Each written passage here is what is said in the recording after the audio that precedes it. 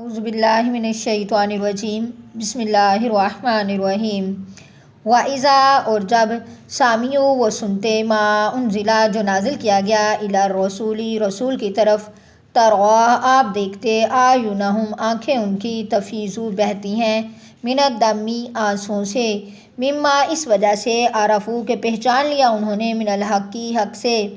یقولون وہ کہتے ہیں ربنا اے ہمارے رب آمنا پس آمنا ہم ایمان لائے فاکتبنا پس تو لکھ لے ہمیں مع الشاہدین ساتھ گواہوں کے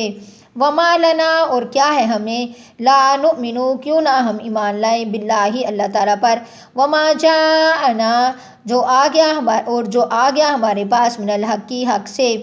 وَنَطْمَعُ اور ہم امید رکھتے ہیں أَن يُدْخِلَنَا یہ کہ داخل کرے گا ہمیں ربنا ہمارا رب مع القوم الصالحین نیک لوگوں کی قوم کے ساتھ فَأَصَابَهُمْ پس بدلے میں دیا ان کو اللہ تعالیٰ نے بیما اس وجہ سے قالوا کہا تھا انہوں نے جنات باغات تجری بہتی ہوں گی من تحتہا اس کے نیچے سے انہار نہریں خالدین رہنے والے ہوں گے فیہا اس میں وذالک اور یہ جزاء بدلہ ہے محسنین نیکی کرنے والے کا والذین اور وہ لوگ کافروا جنہوں نے کفر کیا وکذبوا اور جھٹلایا بآیاتنا ہماری آیات کو اولئک وہی لوگ ہیں اصحاب الجحیم جہنم والے۔ اس آیت میں جو عیسائی لوگ تھے جنہوں نے اللہ تعالیٰ کی کتاب کو اللہ تعالیٰ کے کلام کو جب سنا تو وہ ایمان لے آئے، ان کے بارے میں یہ آیت نازل ہوئی ہے۔ ان میں کہتے ہیں کہ حضرت جعفر بن ابی طالب نے جب نجاشی کے دربار میں اسلام اور اس کی تعلیمات کا ایک مختصر مگر جامع خاکہ کھینچا تو اس کے درباریوں میں اور نجاشی کے دل میں حبشہ کے نجاشی کے دل میں اسلام کی عظمت اور محبت پیدا ہو گئی، جس کا نتیجہ یہ ہوا کہ جب نبی کریم صلی اللہ علیہ وسلم نے مدینہ طیبہ کی طرف ہجرت فرمائی، وہاں آپ کا اور صحابہ اکرام کا مطمئن ہو جانا معلوم ہوا۔ مہاجرین حبشہ نے مدینہ طیبہ جانے کا عزم کیا تو نجاشی بادشاہ نے ان کے ساتھ اپنے مذہب کے نصارہ کے بڑے بڑے عالم بھی ایک وفد کی صورت میں آپ صلی اللہ علیہ وسلم کی خدمت میں بھیجے جو 70 آدمیوں پر مشتمل تھے، جن میں وہ 62 حضرات حبشہ کے تھے اور 8 شام کے تھے۔ یہ وفد نبی کریم صلی اللہ علیہ وسلم کی خدمت میں ایک درویشانہ اور راہبانہ لباس میں وہ حاضر ہوا اور نبی کریم صلی اللہ علیہ وسلم نے ان کو سورۃ یاسین پڑھ کر سنائی۔ یہ لوگ سنتے جاتے اور ان کی آنکھوں سے آنسو جاری تھے۔ سب نے کہا یہ کلام اس کلام کے کتنے مشابہ ہے، کتنا ملتا جلتا ہے جو حضرت عیسیٰ علیہ السلام پر نازل ہوا۔ یہ سب کے سب مسلمان ہو گئے۔ ان کی واپسی کے بعد حبشہ کا نجاشی بادشاہ اس نے بھی اسلام کا اعلان کر دیا اور اپنا ایک خط دے کر اپنے ایک اور صاحبزادے کو ایک وفد کا قائد بنا کر بھیجا، مگر اتفاقاً یہ کشتی دریا میں غرق ہو گئی۔ مقصد یہ ہے کہ حبشہ کا بادشاہ اور اس کے جو حکام تھے یا ان کی جو عوام تھی وہ اسلام اور مسلمان نہ بلکہ خود ہوئے، بلکہ انہوں نے مسلمانوں کے ساتھ بھی بہت اچھا سلوک کیا۔ یہ آیات ان کے بارے میں ہیں۔ آگے ہے یا ایھا الذین آمنو اے ایمان والو لا تحرموا نہ تم حرام سمجھو طیبات پاکیزہ چیزوں کو ما احل اللہ جو حلال کی اللہ تعالیٰ نے لکم تمہارے لیے ولا تعتدوا اور نہ تم زیادتی کرو ان اللہ بے شک اللہ تعالیٰ لا یحب نہیں پسند کرتے معتدین زیادتی کرنے والوں کو۔ کلو تم کھاؤ مما اس میں سے رزقکم اللہ جو رزق دیا تم کو اللہ تعالیٰ نے حلالن حلال طیباً پاکیزہ واتقوا اللہ اور ڈرو اللہ تعالیٰ سے الذی وہ ذات پاک تم بھی اس پر مؤمنون ایمان لاتے ہو۔ کسی چیز حلال چیز کو حرام کر لینا یا حرام قرار دے دینے کے 3 درجے ہیں۔ ایک یہ کہ اعتقاداً اس کو حرام سمجھ لینا، عقیدہ کے طور پر حرام سمجھ لینا۔ دوسرا یہ کہ قولاً کسی چیز کو اپنے لیے حرام کر لینا، مثلاً قسم کھا لی کہ ٹھنڈا پانی نہ پیوں گا یا فلاں قسم کا جو حلال کھانا ہے نہ کھاؤں گا یا فلاں جائز کام نہ کروں گا۔ تیسرا یہ کہ اعتقاداً یا قولاً تو کچھ نہ ہو لیکن اپنے عمل سے کسی چیز کو ہمیشہ کے لیے چھوڑ دینا، حرام کر لینا اپنے اوپر۔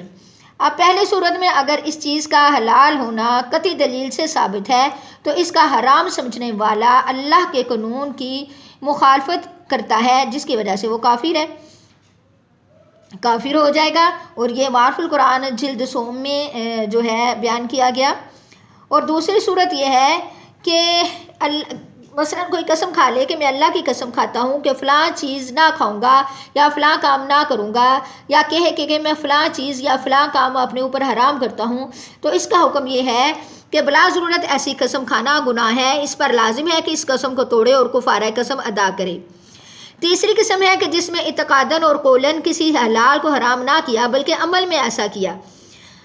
کہ اس کو یعنی کہ حرام کر لیا، قطعی طور پر دائمی طور پر اس کو چھوڑ دیا۔ اس کا حکم یہ ہے کہ اگر حلال کو چھوڑنا ثواب سمجھتا ہے تو یہ بدعت ہے جس کا گناہ عظیم قرآن اور سنت میں ہے،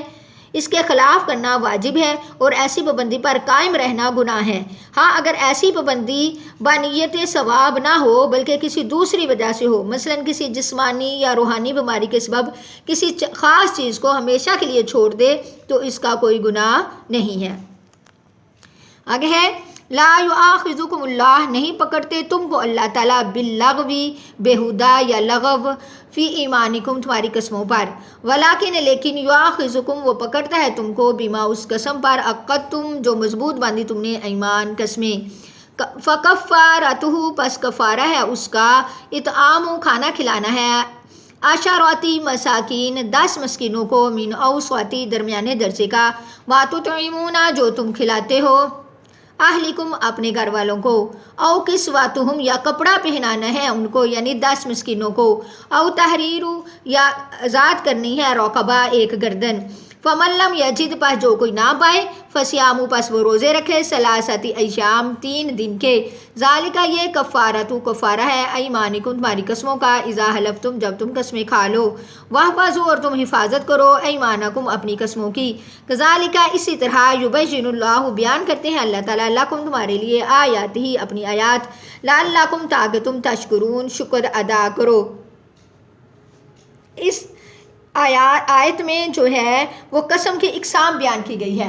قسم کی 3 قسمیں ہیں۔ پہلی قسم ہے یعنی لغو، پہلی قسم کو کہا جاتا ہے لغو۔ لغو وہ قسم ہے کہ بات پر قسم کھانا عادتاً کسی کی عادت ہوتی ہے، جیسے کہ قسم سے میں تو نہیں گیا، قسم سے میں نے تو نہیں کھایا، قسم سے ایسے نہیں، قسم سے ویسے نہیں، یعنی عادتاً ایک قسم کھانا، تو اس پر نہ کوئی گناہ ہے نہ کوئی کفارہ ہے۔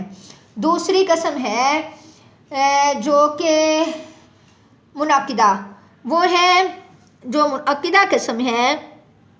وہ ہے کہ انسان ارادتاً کھائے کہ میں یہ کام نہیں کروں گا، مثلا قسم کھا لی کہ میں فلاں کے گھر نہیں جاؤں گا، میں فلاں سے کبھی بات نہیں کروں گا، اللہ کی قسم میں فلاں سے کبھی بات نہیں کروں گا، یا اللہ کی قسم میں فلاں کے گھر نہیں جاؤں گا، اللہ کا نام لے کر مضبوط باندھا اپنی قسم کو۔ تو اب ایسا کرنا کیونکہ گناہ ہے، کسی سے قطع تلقی کرنا گناہ ہے، تو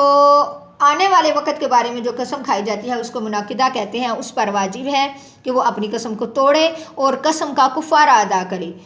قسم کا کفارہ جیسے کہ آپ نے پڑھا کہ کیا ہے، یا تو سب سے پہلے ہے کہ وہ 10 مسکینوں کو کھانا کھلائے، درمیانے درجے کا 2 وقت کا کھانا کھلا دے جیسا اپنے گھر والوں کو کھلاتے ہیں، یا ان کو کپڑا پہنا دے اتنا کہ ستر پوشی ہو جائے، مثلا لمبا کرتا یا تہ بند اور ایک کرتا، یعنی کہ جو ایک ستر کے طور پر کام آ جائے۔ اور اس کے بعد اگر یہ دونوں کام، یا پھر گردن آزاد کرنی ہے، ایک غلام آزاد کرے، لیکن اگر مالی طور پر ان کی چیزوں کی طاقت نہیں رکھتا، فمن لم یجد فصیام جو کوئی نہ پائے، فصیام بس وہ روزے رکھے، ثلاثۃ ایام 3 دن کے، یعنی وہ 3 دن کے روزے رکھے گا، یہ کفارہ ہے اس کی قسموں کا جب تم قسمیں کھا لو۔ یہ دوسری قسم یعنی اس نے جو کھائی کہ وہ آئندہ ایسا کام نہیں کرے گا، مستقبل کے بارے میں قسم کھائی، اس کو توڑ دے اور اس کا کفارہ ادا کرے۔ اور ثلاثۃ ایام یعنی قسم توڑنا جو ہے 3 دن کے جو روزے ہیں، بعض روایات میں اس جگہ 3 روزے پہ در پہ یعنی مسلسل رکھنے کا حکم آیا ہے، اس لیے امام اعظم ابو حنیفہ اور دوسرے ائمہ اکرام نے بھی ایک جو ہے ان کے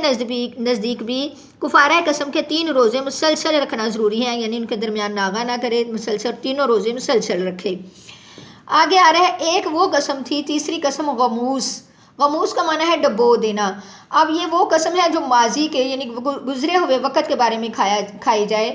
جھوٹی قسم کھائی مثلا کسی نے کہ کسی نے کوئی کام کیا تھا اور کہہ دیا اللہ کی قسم میں نے تو وہ کام نہیں کیا تھا، کسی نے پیسے اٹھائے یا کوئی ایسا کام جو اس نے کیا تھا لیکن اس نے کہا کہ میں نے وہ کام نہیں کیا، یا اس نے کسی کو کرتے دیکھا اور اس نے کہا اللہ کی قسم میں نے نہیں دیکھا، یعنی جو ماضی میں گزر گیا اس کے اوپر جان بوجھ کے جھوٹی قسم کھانا، اس کا نہ ہی کوئی کفارہ ہے اور اس کا صرف گناہ ہی گناہ ہے۔ غموس کا معنی ڈبو دینا، وہ انسان کو گناہوں کے اندر ڈبو دیتی ہے، گوتے لگا دیتی ہے انسان کے گناہوں کے اندر، انسان ڈوب جاتا ہے۔ تو